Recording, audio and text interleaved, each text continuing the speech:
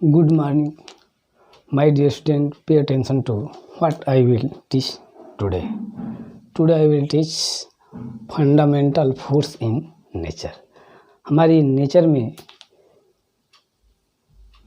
कौन fundamental force है, इसके बारे में हम आज स्टडी करेंगे।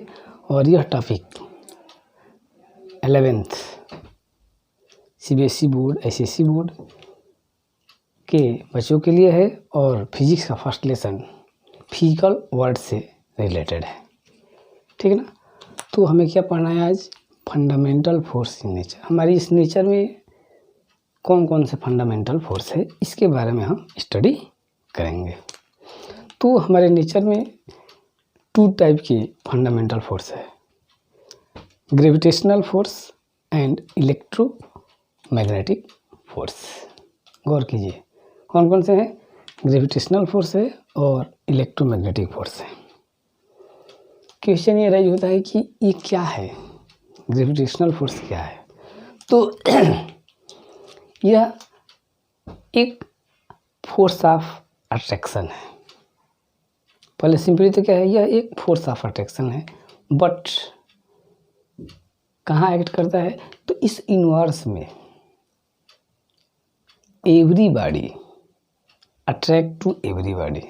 इस यूनिवर्स में 2 बॉडी के बीच में यह फोर्स एक्ट करता है।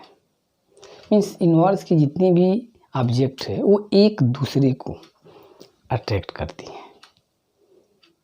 तो वह जो फोर्स ऑफ अट्रैक्शन एक्ट करता है 2 बॉडी के बीच में, उसी को कहते हैं ग्रेविटेशनल फोर्स। यूनिवर्स की हर बॉडी को अट्रैक्ट करती है, वही फोर्स ऑफ अट्रैक्शन क्या कहलाता है? ग्रेविटेशनल फोर्स कहलाता है। क्या तो कैसे हम इसको डिफाइन करेंगे कि the force of attraction act between 2 body is known as gravitational force. According to Newton's, the force of attraction act between 2 body is directly proportional to its mass. 2 body के बीच में जो फोर्स ऑफ अट्रैक्शन एक्ट करेगा वो उनके mass के directly proportional and inversely proportional to distance square. उसके जो दोनों ऑब्जेक्ट के बीच के जो डिस्टेंस है उसके स्क्वायर के इनवर्सली प्रोपोर्शनल होता है। मीन्स कह रहा है कि force directly proportional to mass. Means mass अधिक होगा तो उनके बीच एक्ट होने वाला फोर्स भी अधिक होगा। यदि मास कम होगा तो एक्ट होने वाला फोर्स भी कम होगा। क्लियर? आर डिस्टेंस, यदि दोनों ऑब्जेक्ट को दूर करेंगे, मीन्स आर बढ़ाएंगे तो लगने वाला फोर्स कम होगा, और दोनों के डिस्टेंस को कम करेंगे, नज़दीक लाएंगे तो लगने वाला फोर्स अधिक होगा। हम सपोज करते हैं कि 2 बॉडीज है, M1 M2 और डिस्टेंस इसके बीच r है। तो न्यूटन्स के लॉ के अकॉर्डिंग जो फोर्स ऑफ ग्रेविटेशन लगेगा F किसके directly proportional? M1 into M2। Force inversely proportional 1/r²। 2 equation बनता है, बताएं। अब दोनों को मिक्स कर देंगे तो F directly proportional M1 M2/r², या F equal G M1 M2/r², where G is constant. यहाँ पर G क्या है?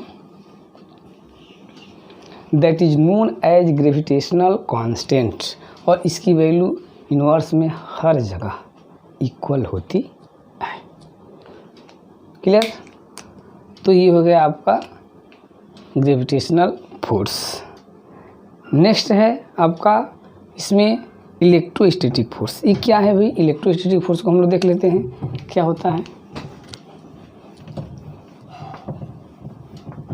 Electrostatic force 2 like charge or opposite charge के बीच में एक्ट करता है।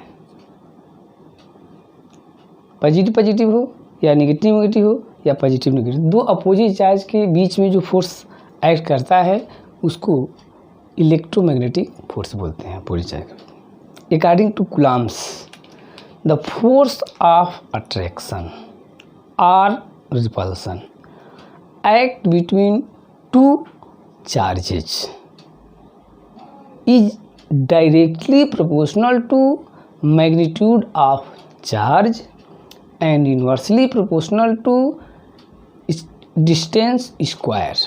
कहने का मीन्स ये है कि दो अपोजिट चार्जों के बीच में एक्ट करने वाला फोर्स ऑफ अट्रैक्शन और रिपल्सन उन चार्जों के मैग्नीट्यूड के प्रोडक्ट के डायरेक्टली प्रोपोर्शनल और उसके बीच का जो डिस्टेंस है उसके स्क्वायर के इन्वर्सली प्रोपोर्शनल होता है अकॉर्डिंग टू कूलम्ब्स। मीन्स यदि चार्ज की वैल्यू अधिक होगी, बड़े बड़े चार्ज होंगे तो फोर्स ऑफ अट्रैक्शन उस पर अधिक लगेगा, और चार्ज छोटे छोटे होंगे तो उस पर लगने वाला फोर्स ऑफ अट्रैक्शन और रिपल्सन कम होगा।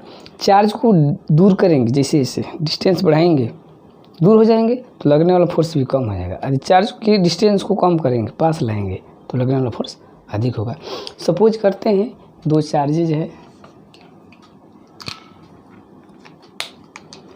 दो चार्जेज इसमें है Q1 और डिस्टेंस पर है Q2।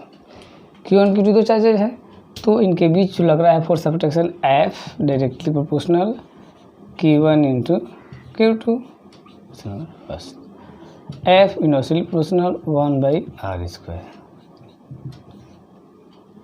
अब इन दोनों को मिला दीजिए तो F directly proportional Q1 into Q2/r² या F इक्वल जो है कि K Q1 Q2/r²,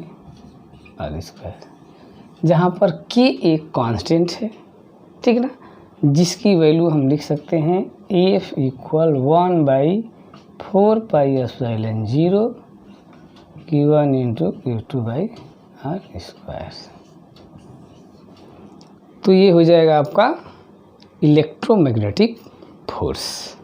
ये दो फंडामेंटल फोर्स है, ठीक है ना, जिसका स्टडी हम लोग ग्रेविटेशनल फोर्स को इसी क्लास में 11th में ही डिटेल में पढ़ेंगे, एक लेसन इसके लिए है। और इलेक्ट्रोमैग्नेटिक फोर्स को हम जो है कि पढ़ेंगे कहाँ पर जानते हैं, 12th में, ठीक ना। तब तक के लिए थोड़ा सा इसका नॉलेज आप लोग रखिए, इसके बाद नेक्स्ट वीडियो में हम लोग मिलते हैं, ठीक ना।